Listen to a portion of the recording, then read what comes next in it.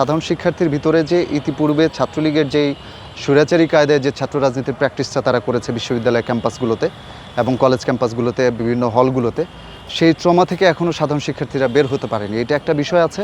আরেকটা বিষয় খুবই গুরুত্বপূর্ণ এবং খুবই হতাশাজনক এবং দুর্ভাগ্যজনক আমাদের জন্য, পাশাপাশি দুঃখজনকও বটে। সেটা হচ্ছে আপনি দেখে থাকবেন যে কোনো কিছু ঘটলে ঢাকা বিশ্ববিদ্যালয়ে বলি বা বিভিন্ন ক্যাম্পাসে বলি, সাধারণ শিক্ষার্থী নামে একটা গ্রুপ নেমে যাচ্ছে এবং এই গ্রুপটা কিন্তু সত্যিকার অর্থে কি সাধারণ শিক্ষার্থী আমাদের কাছে এটা মনে হয়নি। কারণ আমরা প্রত্যেকটা কাজে দেখেছি ইতিপূর্বে, আমরা যেমন আপনি ঢাকা বিশ্ববিদ্যালয় থেকে শুরু করে জগন্নাথ বিশ্ববিদ্যালয়, জাহাঙ্গীরনগর, বিভিন্ন অনেক কলেজে আমরা যেটা দেখেছি যে সাধারণ শিক্ষার্থী শব্দটা কি একটা ভবিষ্যতে অবমাননাকর একটা টার্ম হিসেবে ব্যবহার করার ভিতরে চলে যাচ্ছে। কারণ হচ্ছে আপনি দেখে থাকবেন যে ধরেন সোহাগ হত্যাকাণ্ডের পরে সাধারণ শিক্ষার্থীদের নামে কি হলো, ক্যাম্পাসে মিছিল হলো।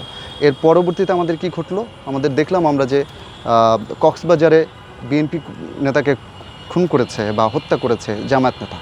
কিন্তু এইটার দাবিতে এটাও তো হত্যা হয়েছে, তাই না? সেটাও তো হত্যাকাণ্ড। তার দাবিতে কিন্তু আমরা ঢাকা বিশ্ববিদ্যালয় সহ বিভিন্ন ক্যাম্পাসগুলোতে সে মিছিল দেখিনি, যে সাধারণ শিক্ষার্থীর নামে যেটা। আমাদের কথা হচ্ছে ভাই, সাধারণ শিক্ষার্থী যারা রয়েছে তাদেরকে সম্মান করা উচিত। এই সাধারণ শিক্ষার্থীর টার্মটাকে যেন আমরা নষ্ট না করে ফেলি। কিন্তু একটা সংগঠন, নির্দিষ্ট একটা সংগঠন, এটা আমরা সবাই ভালো করেই জানি যে তারা সাধারণ শিক্ষার্থীর টার্মটাকে সব জায়গায় ব্যবহার করছেন। নামতেছেন নির্দিষ্ট সেই সংগঠনের লোকজন, সেই ছাত্র সংগঠনের লোকজন বা শিবিরের লোকজন, অথচ তারা নাম দিচ্ছেন সাধারণ শিক্ষার্থী। বিভিন্ন নামে বেনামে তারা সাধারণ শিক্ষার্থীর নামে তারা বিভিন্ন মব তৈরি করতেছেন, বিভিন্ন কালচার তৈরি করছেন, যেটা আসলে আমাদের জন্য হতাশাজনক এবং দুঃখজনক। আমরা চাচ্ছি যে এই সাধারণ শিক্ষার্থী যেই টার্মটা রয়েছে, এই টার্মটা যেন সাধারণ শিক্ষার্থীদেরই থাকে এবং আমরা ছাত্রদলের পক্ষ থেকে যেন সত্যিকারের সাধারণ শিক্ষার্থী যারা, এই শিক্ষার্থীদের পাশে যেন আমরা দাঁড়াতে পারি এবং আমাদের কর্মপন্থাগুলো সেভাবেই নিরূপণ করা হয়েছে। সামনের দিকে ছাত্রদলের বিভিন্ন কর্মপন্থা দেখলে আশা করি বুঝতে পারবেন যে বিগত দিনের জিনিস মূল্যায়ন এবং আগামী দিনে আমাদের কর্মসূচিগুলো দেখলে আশা করি বুঝতে পারবেন যে ছাত্রদল আসলে শিক্ষার্থীমূলক এবং শিক্ষার্থী বান্ধব তথা বাংলাদেশের সপক্ষের শক্তি হিসেবে আমরা কাজ করছি এবং আগামী দিনেও আমরা সেমভাবে কাজ করব। এবং পাশাপাশি সাধারণ শিক্ষার্থীদের প্রতি আমাদের উদাত্ত আহ্বান যে আপনারা আগে বিবেচনা করে দেখুন যে আসলে ভালো কাজ কারা করছে, দেশের স্বার্থে কারা কাজ করছে, আপনাদের স্বার্থে কারা কাজ করছে। আমরা উদাত্ত আহ্বান রাখবো যে সাধারণ ছাত্রদের পক্ষে ছাত্রদল আগেও কাজ করেছে এবং ভবিষ্যতে আমরা শিক্ষার্থীদের পক্ষেই কাজ করব, এই প্রতিশ্রুতি আমরা দিতে পারি।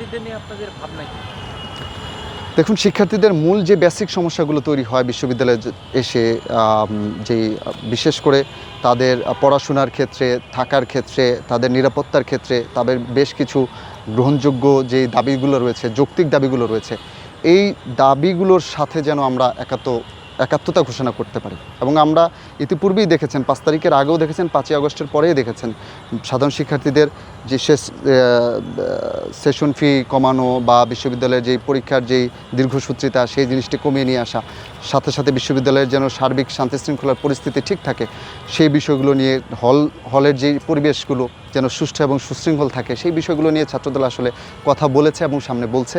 আমরা আশা করি যে ছাত্রদল এমন একটি সংগঠন এবং আগামী দিনে সকল শিক্ষার্থীদের কাছে একমাত্র আস্থার একটি সংগঠন হিসেবে এখনও যেরকম রয়েছে, আগামী দিনেও এটা আরও পরিস্ফুটিত হবে। ছাত্রদলই একমাত্র সাধারণ শিক্ষার্থীদের আস্থার জায়গা হিসেবে পরিগণিত হবে ইনশাআল্লাহ।